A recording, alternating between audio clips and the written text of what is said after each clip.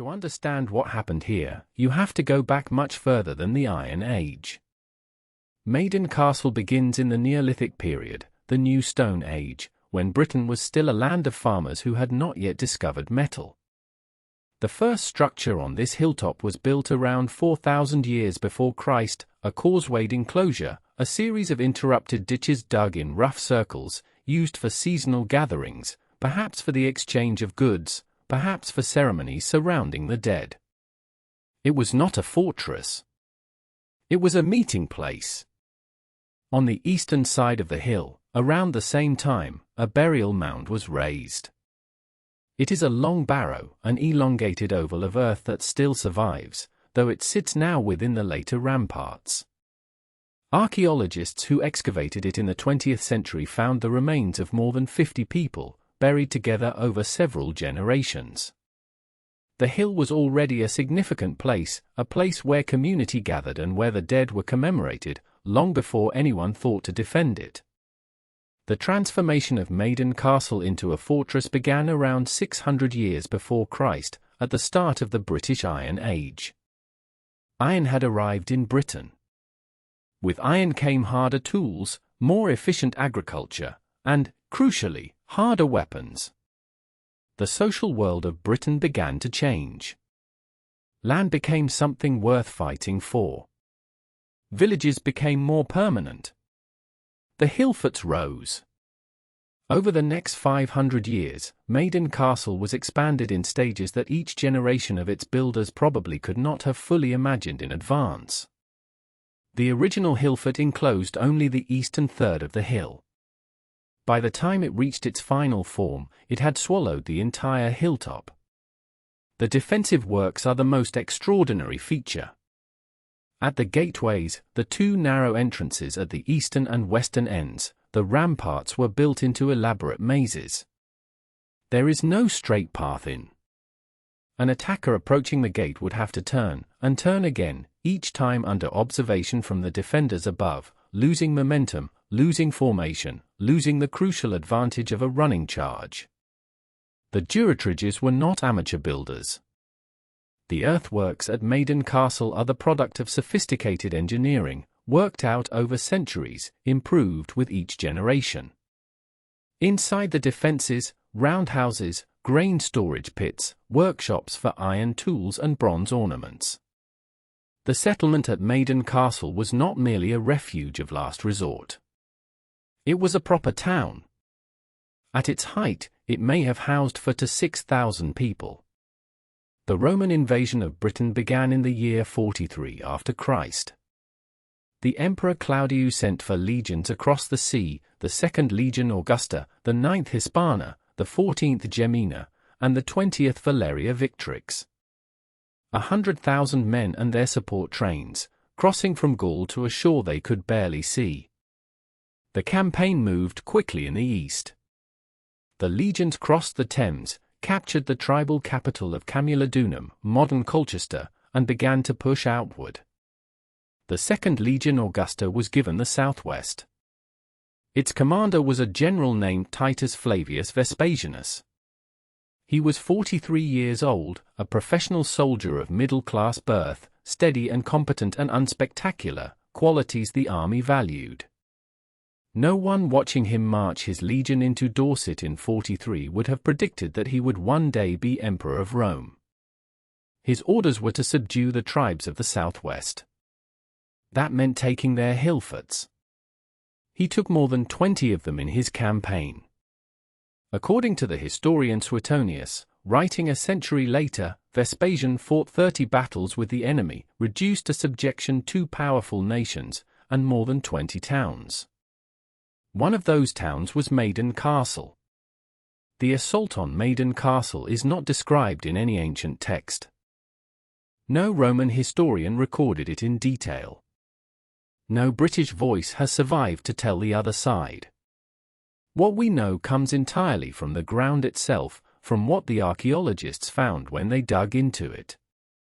Mortimer Wheeler excavated Maiden Castle in a series of campaigns beginning in 1934. Wheeler was a brilliant, meticulous, and occasionally theatrical archaeologist. When he dug, he kept careful records.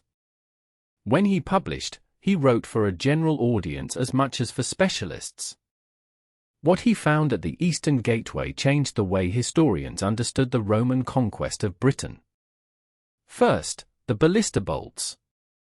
Dozens of them, iron-tipped, some still embedded in the gate structure, some lying in the gate passage itself. The Roman legions used artillery, sophisticated bolt-throwing machines that could drive a projectile through a shield or a door or a man at 200 meters. The bolts at Maiden Castle show a concentrated artillery bombardment aimed at the gateway before the infantry went in. Then the war cemetery. 38 people were buried in a small area just inside the eastern gateway. They had been buried quickly. Some lay in rough scoop pits with no particular orientation. Some had pottery vessels placed beside them, the hurried gestures of a people who did not have time for proper ceremony. Most showed evidence of violent death. Skulls had been cleft by heavy blades. One woman had been hit in the head with a Roman sword. The damage was consistent with the short stabbing gladius the legionaries carried.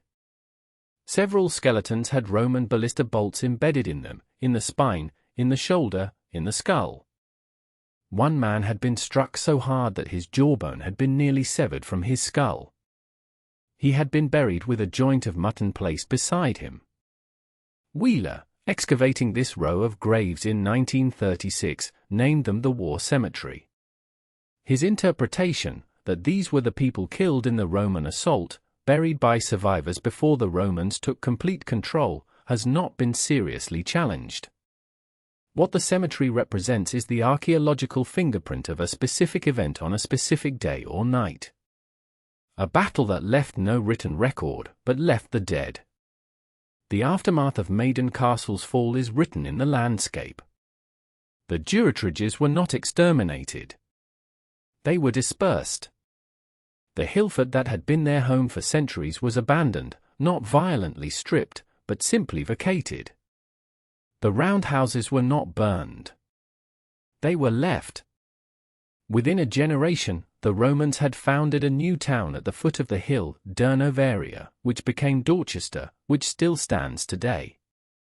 The Durotriges who had survived the battle and its immediate aftermath drifted down from the hilltop and slowly, over decades, began to participate in the new Roman town economy. This was the Roman method. Destroy resistance. Demonstrate force. Then absorb. Maiden Castle, emptied of its people, was not demolished. There was no need to demolish it. What was once the defensive strength of an independent tribe became, for the Roman administration, simply a large empty hill. No threat, no value. They built a small Romano-British temple on its summit in the 4th century, a modest circular structure, its foundation still visible. By then the great ramparts were already grass-covered. Already history. Vespasian was 43 years old when he took Maiden Castle. He would spend the next 26 years working his way through the ranks of Roman power, governor of various provinces, general in Judea, and then, in the chaos that followed the death of Nero and the short civil war of the year of the 4 emperors, the man who emerged with the throne. He became emperor in 69 after Christ. He ruled for 10 years, founding the Flavian dynasty. He commissioned the Colosseum, the baths, the temples. He stabilized an empire that had nearly torn itself apart. None of that was visible in the mud at Maiden Castle in 43.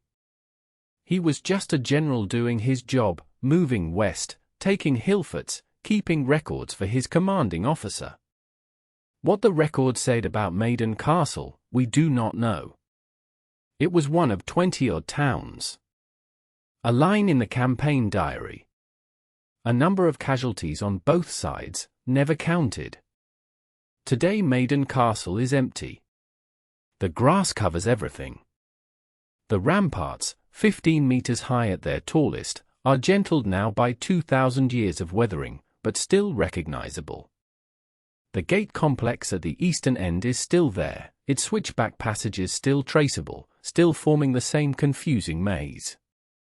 You can walk the full circuit of the outer rampart in about 45 minutes. In autumn, when the bracken turns gold and the clouds pile up above the Dorset hills, it is one of the most evocative places in England. English Heritage maintains the site. There are information boards. There is a car park. On summer weekends there are families with picnic blankets. But the families do not change what the place is. It is a document, written in earth. For 1,000 years of human decision, to build, to expand, to defend, to abandon, visible in the shape of a hill. Wheeler's excavation, published in 1943, the same year the Second World War was reaching its turning point, brought Maiden Castle to public attention for the first time. His writing was unusually direct. About the war cemetery, he wrote, "Amid the wreckage of battle, the survivors had interred their dead, not without decency, not without care. By each body or group of bodies food had been placed, a hasty but thoughtful provision for the journey of the dead. And then the ditch was filled and the fort was left to its conquerors." There is something in that description that has not faded. Not without decency. Not without care.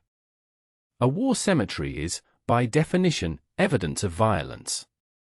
But it is also evidence of what came after, the people who survived, who were in shock, who did not have time or resources for the full rites they would have wished to perform, and who did what they could, anyway. Pottery. A joint of mutton. Their dead laid as carefully as circumstances allowed. The ballista bolt that killed the man buried in the war cemetery with a piece of mutton beside him traveled, perhaps, 200 meters. It was shot by a soldier following a drill he had practiced 1,000 times. He never knew the man it killed. He had no interest in knowing. The man in the grave was a Durotrigan. He spoke a Celtic language. He grew up inside those ramparts, and his parents grew up inside those ramparts, and his grandparents died inside those ramparts. The fort was not a fortress to him. It was home. He is still there. In the hill. In the carefully cleared museum collection in Dorchester, where some of his bones now rest. The fort that outlasted Rome, the Romans abandoned Britain in 410, has outlasted everything. It is still the largest hillfort in Europe. It is still the most complex. The ramparts have been standing, in one form or another, for 2,500 years. Maiden Castle is not a famous place, as ancient sites go. It does not appear in most people's mental map of the ancient world. It is not the Colosseum. It is not Stonehenge. It is a large green hill in Dorset that most of the world drives past without stopping. But if you stop, and if you walk the ramparts, and if you stand at the eastern gate where the ballista bolts were found, you can feel the shape of a particular kind of history. Not the history of great men and great speeches. The history of the many and ordinary who built what they could with the tools they had, and defended it as long as they were able, and are buried in the earth they spent their lives standing on. The Romans moved on. The Durotriges dispersed. The fort stood empty. And the hill remembers all of it, in the only language hills speak, the slow, patient language of shape, and silt, and time. If you've enjoyed this story, you can subscribe. More like this, next week. Sleep well.